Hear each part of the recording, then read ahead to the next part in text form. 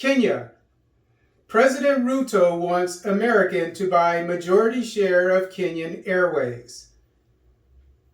Kenyan President William Ruto is seeking a U.S. investor to buy a controlling share of the national carrier Kenya Airways while on his 3-day trip to Washington for the U.S.-Africa Leaders Summit.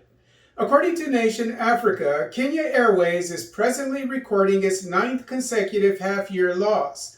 On Wednesday, December 14, 2022, Transport Cabinet Secretary Kipchumba Murkomen offered, quote, "We are doing everything possible to ensure that we no longer subsidize the airline, and that is why we are looking for a strategic partner," unquote.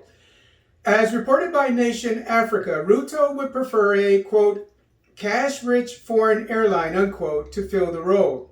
As observed by Nation Africa, for a foreign investor to acquire a majority share of Kenya Airways, Kenya would have to sell its 48.9% share of the airline and perhaps encourage Air France-KLM to sell its 7.76% to the investor.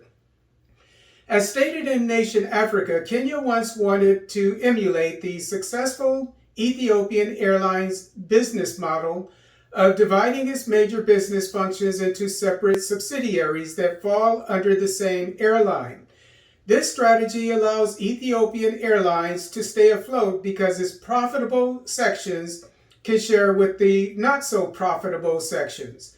Thus, Kenyan members of parliament once devised a plan to separate Kenyan Airways into 4 subsidiaries, that is, Kenya Airways, Jomo Kenyatta International Airport, an aviation college, and the Kenya Airports Authority, which would operate the remaining airports.